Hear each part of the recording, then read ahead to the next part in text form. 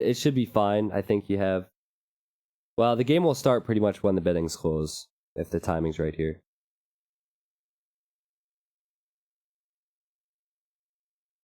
See, this is the best because now YouTube's going to be confused. Because YouTube is just going to see people talking about grilled cheese sandwiches.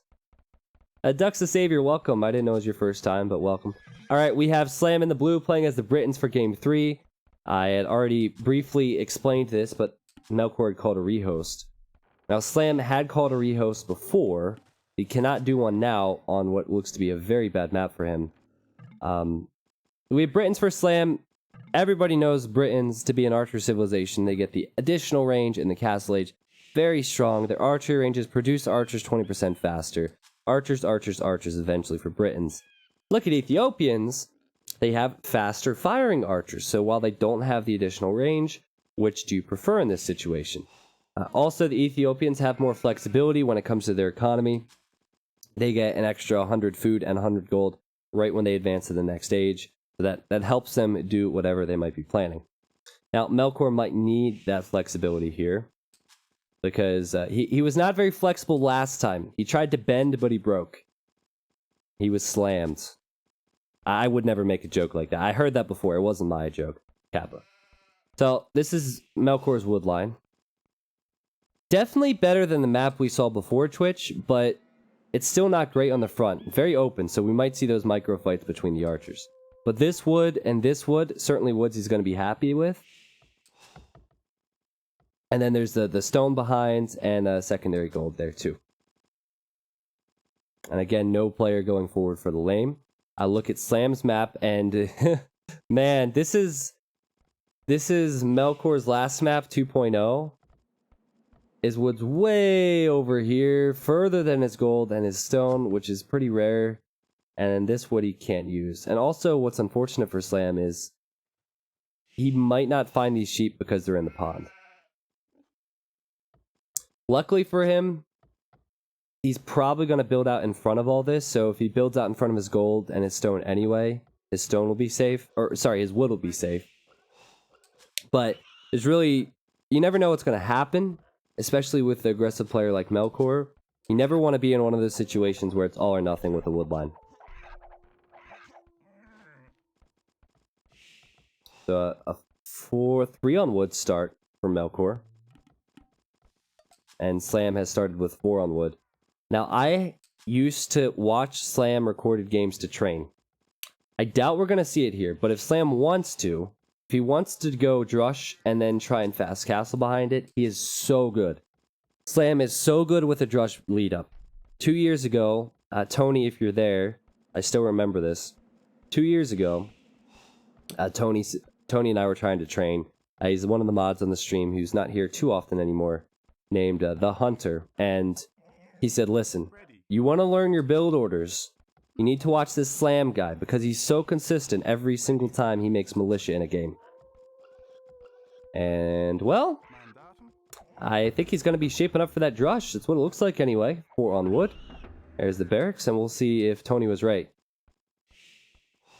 This is a telltale sign as well. If he's going out to the deer, he's probably drushing.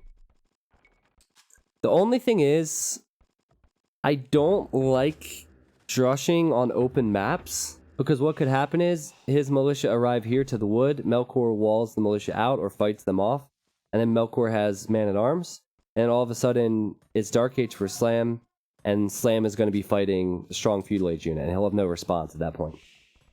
So I think what we might see from Slam is what we saw in, what was it? Was it game 1?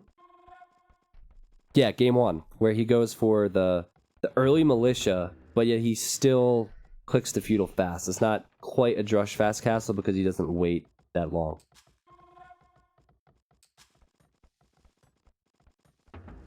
Well, there's the barracks for Melkor.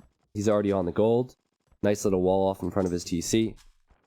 And, oh, lacking the food, but, yep, gonna click up.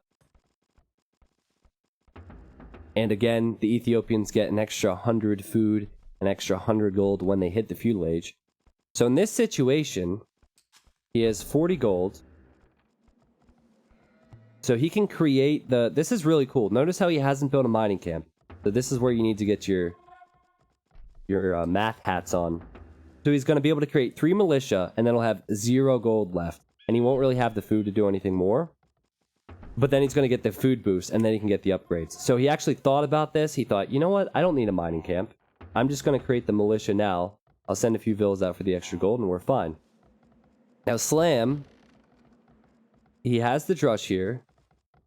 But is it going to be a drush? Still hasn't clicked up. The idea of the drush is simply to do this. Idle eco. Look at these villagers. They're running into each other on the same tree. They can't decide, man or woman. Okay, the woman wins out. Slam is a small hill, and this is a very good early window for Slam to build up his economy and go for plan B. It sucks for Melkor, though. This is the exact situation I talked about before. This really sucks for Melkor because he wants these man-at-arms at Slam's base. He's getting the upgrades to do damage, but he's back at his own base. Slam is still in the Dark Age, but Melkor needs to fight this so he doesn't have to deal with this small army. It's crazy how these guys are so good. We can see 4 units change the course of a game. And that is a very good start to that fight for Melkor. Slam is going to lose his drush now. And his scouts. I think Melkor could lose his scout. This is going to be close because there's more attack from Melkor. Yeah, bad engagement from Melkor to lose his scout. Slam probably feeling very good. So lots of harassment caused with that from Slam. Slam at home. He was on deer earlier. Just on the berries, which is exposed, and he's on the gold. Still a very late feudal age time for Slam. Oftentimes you'll see players go up this late if they are drush fast casting, but I don't think that's his plan. And if it is, he's a bad man because this is bold, man. I don't know which is bolder, Donnie attacking General Zor or Slam going for this late a feudal. Arguably Donnie, but you guys might have something to say about that. You can tell he knows it's bold because he's built so much. He's going to build archery range, probably another archery range. Yep. Why didn't Slam kill a vill there in the wood line? Because militia actually aren't that strong versus villagers that are loomed. The idea of the drush is not to kill vills. That's always a bonus, but it's simply to delay. Now, in this case, man-at-arms, they're here to kill villagers. And this is the time for Melkor to send his army out. I think that, for sure, it wasn't a fast castle from Slam, but I think that was a later feudal than he was planning on. He has all these resources, sure, but look at the momentum he's lost. He's going to have to run away from his berries soon, and he just now is making his first batch of skirmishers. So I don't know if he had food problems, or maybe this was part of the plan. I don't think it would be part of the plan for Slam because he's given Melkor an opportunity to mass his units more than he can, and this is the result. Slam badly housed, and this is what Melkor wanted. This is exactly what Melkor wanted, giving him time to wall off this base now.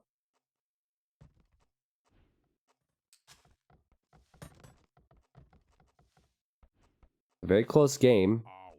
I would probably favor Slam with the micro, and Slam's going to sit in this small hill so he can do more damage. But the man-at-arms are still there, of course. Slam's not going to be able to fight that until he adds some archers. Slam going with the blacksmith. Slam will have a slightly stronger economy because he did have more villagers working for longer. And the man-at-arms will slowly but surely be focused down, so they're just a distraction at this point. And Slam knows that. He's going to kill the skirmishers and just run away. Beautiful move there from Slam. Now I'm looking at Slam's resources, and it goes back to my original point a moment ago. Now he is at 35 food. He's floating gold that he's not using because he has to go into skirmishers. So he's basically collecting resources that he's not able to use. Meanwhile, his opponent is full walling this base. He wants to stay alive in this best of 5. And he's looking towards the castle age. So this is just a small skirmish for Melkor. He's still waiting for castle. I think he's feeling pretty good about this. He didn't even go for fletching yet. In fact, he doesn't have a blacksmith yet. So the Slam has gone for fletching to defend, but now Slam is going to have to counter, and there's walls for Melkor. In fact, there's a ton of walls for Melkor. Great play from Melkor here. Well, let's see what Slam's response is, as he will be adding in archers. And definitely a sloppy game for someone of Slam's quality, because now you can see he's housed once more. If he goes forward now with his archers and skirmishers, he's going to find a wall, but he's going to find an opponent who is not interested in creating any military right now. He's waiting for the knights. It is very interesting to me that we have seen just one stable so far from Melkor. Is he gonna go for a second stable? What's the plan with these villagers? Yeah, okay, there's the second stable. It's either got to be 2 archery ranges, 1 stable, or 2 stables, 1 archery range. What's also interesting to me, I get the knight decision. I totally get it because your opponent's making skirms, but the fact that he wants to transition entirely away from his archer units as the Ethiopians is also kind of peculiar. I don't know if you spotted it, but Slam just had his scout at Melkor's base. Remember that 7 HP scout that Melkor should have killed? The Slam had that scout there, and he saw the 2 stables, so he knows what's coming, and what's he going to add? Archers.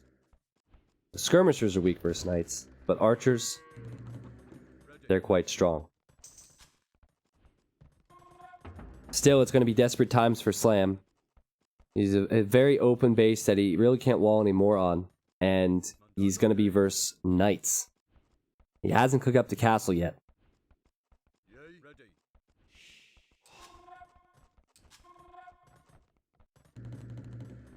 Slam looking for the castle age upgrade now. Let's see if he adds some spears here. I can't judge it like the top players can. I'm just going to be honest with you on this one. I've reached a pretty high level, but in this situation, I see my opponent clicks up, and I think, okay, I need like 3 to 4 spears, because my archers are going to be versus +2 knights, and they're merely archers. It does depend on the decisions from Melkor. Melkor is going for a second TC and getting hand cards, so he won't have as many resources. Also, Ethiopians don't get bloodlines. Don't be quite as strong. Yeah, there's the spears from Slam. But this is not a fight that I would take in Melkor's shoes. I think you need to go back. You need to wait for the knights.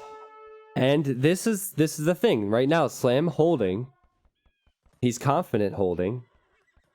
If he's able to hold, he's going to have a mess of archers that Melkor will have no response for. None whatsoever. Well, let's see. The spears are going to go down. I'm watching the knight HP for you, and this is a fight that Slam should be able to micro down. Sure, it's not pretty, but until the next batch of knights comes in, he's going to kill this. And Slam is still alive in this game. Very close, though. I think Melkor should have waited for his other group of knights to fight. Continues to send the numbers in, but imagine if he would have kept these 4 alive, and the original 6 would have gone in with them. So 10 knights? That could have hurt Slam. Now Slam's going to run away. But he's just waiting for his upgrades. Now he's going to sit in the choke point, get a free couple hits. He will lose some units, but these knights are going to die too. Let's see what Melkor can do with this early window. He has 1 extra villager. He got handcart already, so he's a very strong economy. He's on 2 TCs. He's adding his own archers back into the mix, but he doesn't really have the resources for that right now. Slam with the town center here, you can tell he's hesitant to push out, even researching pikemen. And he's going for the university, so we will see the Slam micro. We will see ballistics, which means these units won't miss. And now is Slam's chance to push out. Now, there are some options here for Melkor. I think if Melkor goes for a defensive siege workshop, then maybe, just maybe, even though it's versus Britain archers with the extra range, he can hold. There you go. And at the same time, he's going to send the knights out and counterattack. So what he's hoping on is the mobility of his knights and the strength of the knights can do damage to Slam's economy right now. And Slam is going to have to quick wall behind here. Will he get here in time? Oh, it's so close, but he will get here in time. Yeah, it's pretty much just going to be the Mangonel at home for Melkor. And, oh man, I can see this being very bad for him. It all depends on Slam's micro, and we know Slam is good at micro. We saw it last game. The crossbows have 5+3 range, while the Mangonel will only have 7 range. And Slam is going to get the top of the hill too. Meanwhile, Melkor has done nothing with his knights. Slam has cheap Britain TC, so he's added his second. Oh, Slam going in after this Mangonel as I look away, and actually, not the best engagement for him. He did lose. I guess it was just a skirmisher.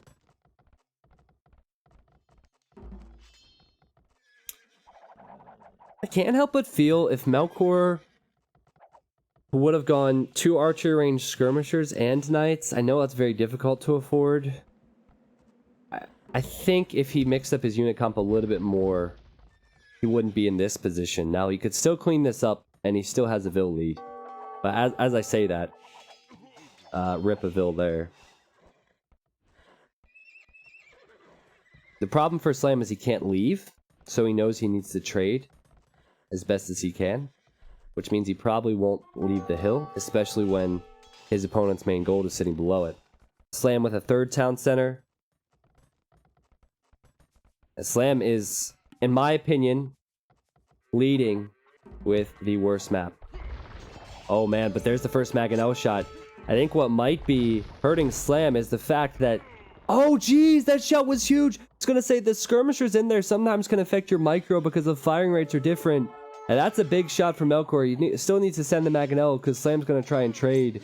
But eventually these crossbows are gonna be trapped, or they're gonna have to run into more knights. And that cleanup from Melkor was huge for him. He still has a 2 Vil lead.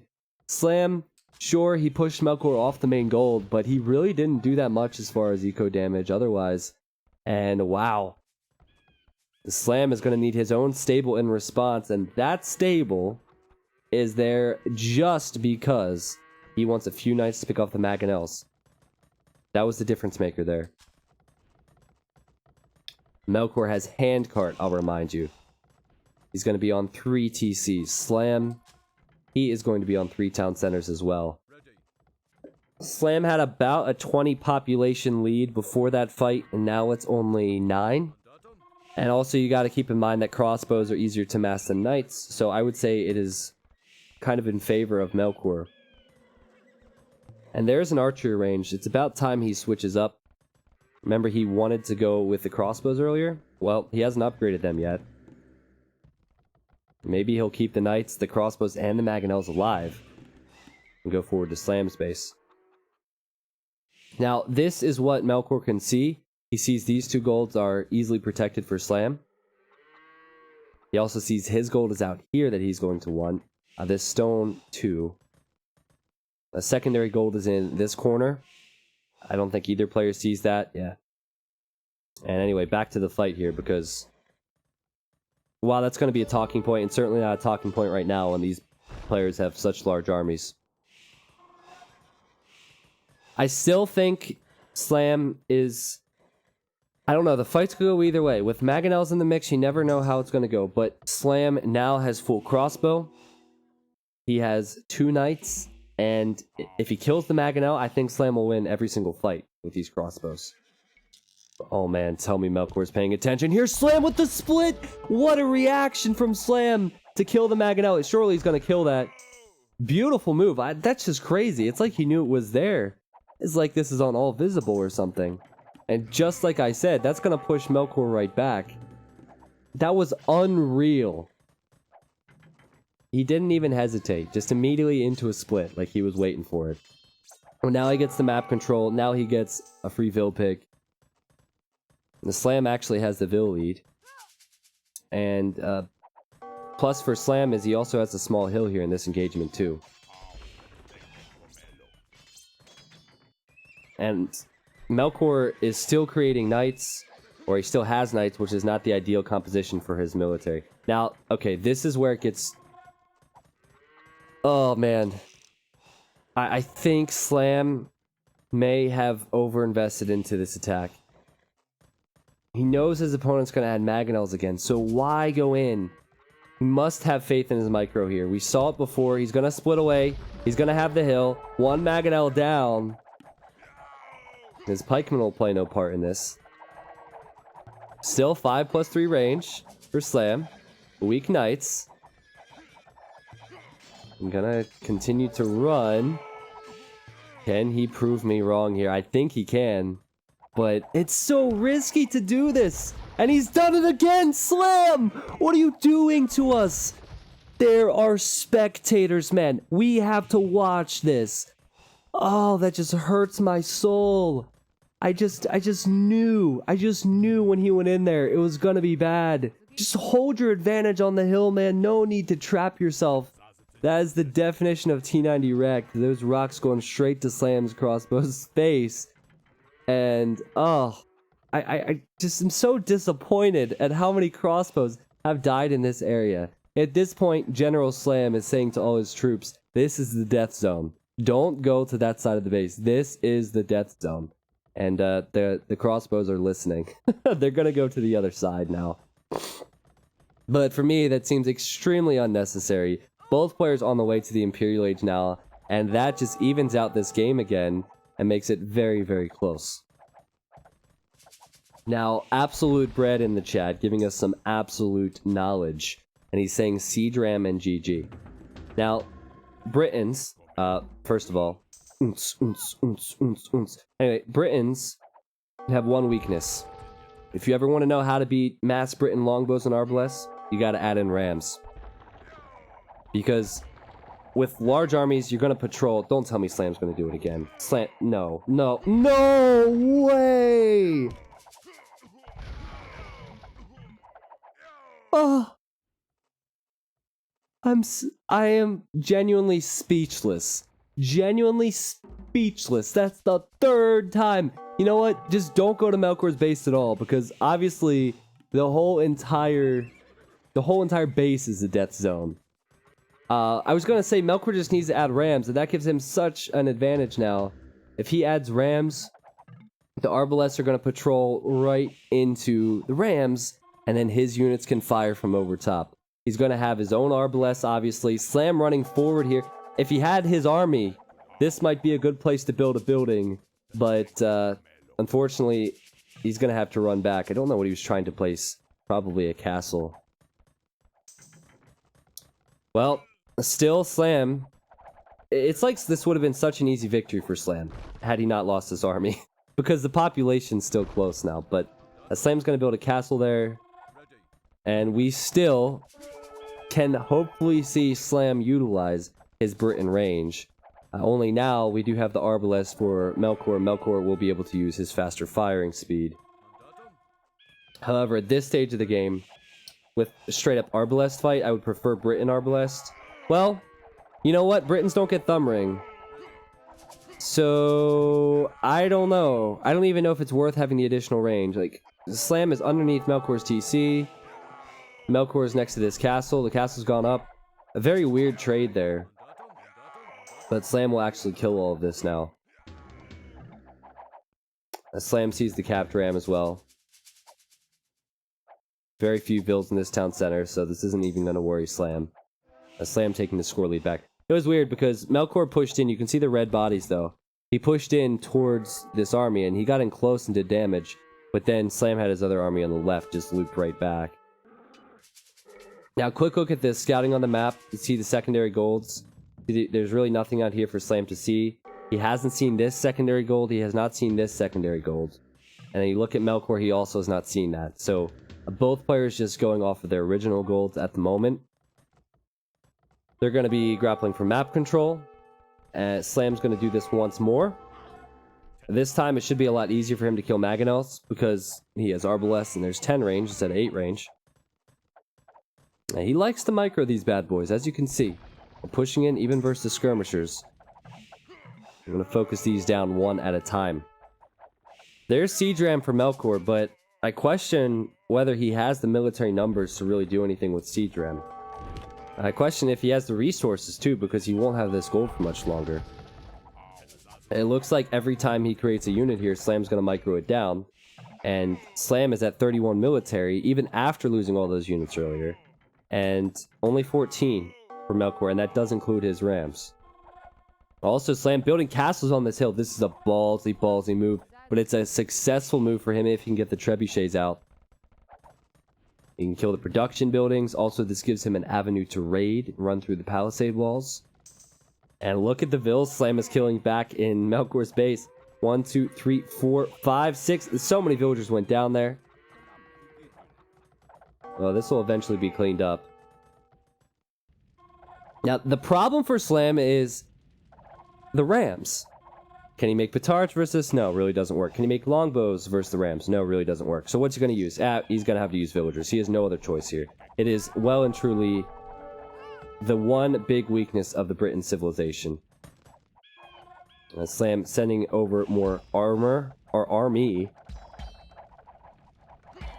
He's gonna use the petards, really? He's gonna use the petard. He needs about 3 or 4 petards to kill one ram. That's the problem. I like the idea, but he needs to start teching into something else. And there you go. He's teching into Cavalier at the top right. So he's lost one castle so far. He could lose another one, but Cavalier would counter all the skirms, and that's pretty much all we're seeing from Melkor. Now, the interesting thing is, Britain Cavalier are trash. They're awful. So, what's going to happen is, that's going to force Melkor to not only create Arbalest, which would kill the Cavalier, but also Melkor gets free Halberdier as Ethiopians. So he doesn't even need to upgrade those units, he just needs to create them. And the Slam going forward, once again, this is the 4th time he's done this. This time with 2 castles, and he's just wasted over 1,000 stone with those castles. Still, I have to give the advantage to Slam because of all the map control he has. He has found that stone, so he's going to be able to collect more of it. He's obviously looking for the extra golds. And he has spotted this one too, with that trebuchet. So it's still not the end of the world for him. His stables are here, and he's going to get the last defense upgrade before he fights. Shifting his focus now back to Melkor's gold. I think it's safe to say that if Slam loses this game, Slam lost it more than Melkor won it. No disrespect to Melkor, of course he did the right things in certain situations, but Slam put himself in vulnerable situations that he should not have been in. And now with the Cavalier, there's so many siege rams that can't do much, and that castle will go up for Slam. Population's 161 for both. This is so incredibly close, and the siege rams are going to play the biggest part, I think. Got the fastest firing Arbalest in the game versus these Cavalier. Now what Slam needs to do is not even allow the Rams to play a part. Just simply click every single unit. If you patrol into the Rams. So just click every single unit, and then the Cavalier will kill the Rams, and that's what he's doing. He has his own Rams here as well.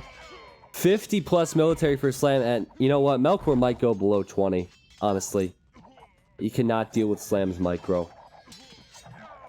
Hold on, is this Siege Workshop creating a Mangonel? It is not creating a Mangonel. I was thinking maybe he could have been bailed out once more by the Mangonel. Creating his halbs, and he is really stretched for resources now, Melkor. He's gonna lose his production buildings. He has the wood to make production buildings, but he really needs to put some of that wood into farms because he doesn't have the food. And even though Slam lost his army earlier, over and over again, he's still able to bounce back. He has some extra resources, and it looks like this is going to be the 3-0 for Slam. It's been such a good game, though. Melkor has made this so entertaining. I just don't see a way back for him after losing everything he's about to lose. Now, of course, it is the final game of the tournament for him. If he loses this, he doesn't want to give it up. But I just don't see a way back. Slam building another castle on this gold. Also, gonna build an archery range to raid from the side. I figured this was a monastery, you know? Nah, it's not gonna be a monastery. Just trapping down production buildings, ramming down production buildings if you're Slam. 61 military for Slam, 15, 16, 17-ish for Melkor. And is Melkor going to be able to do this with trash? Well, no. Because Halberdiers will do diddly versus the Arbalest, and the Skirmishers will do diddly versus the Cavalier, and example A. More like example Z, because the Cavalier is what changed that for Slam. He's absolutely changed the game with that. And even with the Arbalest back here killing villagers, that's the thing. At this stage, there we go, more Arbalest. At this stage, you really only need a few units and you can kill an entire economy. And man, what a game from Slam. I'll tell you what, he's an entertaining player, because had he kept the first group of crossbows alive and the second group of crossbows alive, he would have 100+ military in front of our eyes right now. But nah, he wanted to lure the viewers into a viewpoint that was incorrect, I guess, or lure Melkor into a false sense of security. But in the end, Slam did all the right things. He was about to find this gold too. Slam, in every game, has prioritized map control first. He has taken better fights. He has been more aggressive, the exception of game 1 where Slam was put in the defensive. And even though that was a 3-0, that was one heck of a game. Or one heck of a best of 5 as well.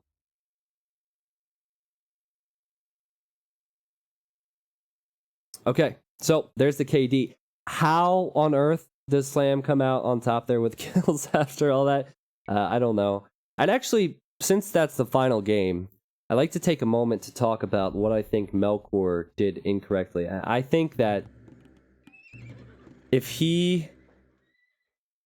+2 knights I understand, but Melkor has to understand that his opponent is going to be going into archers as Britons. So maybe the better build for Melkor would have been 2 archery range, because you can produce the archers and skirmishers on the way up to castle. So you can have a large number like Slam did. 2 archery range, so you have production there. Get the upgrades. It would have been before Slam, because Slam was in feudal on the hill, and then go 1 stable knights, have 2 to 3 knights there, and I think if Melkor does that, he wins the game, because he wins that fight and Slam calls GG. But because he went only 2 stable knights and he didn't utilize his Ethiopian advantage, I think that's why he lost. But the cool thing is I'm casting and we can't go back in time, so I sound right when I might not have been right. We just never know. It's like casting is like being a weatherman. You never need to be right. You just need to talk a lot.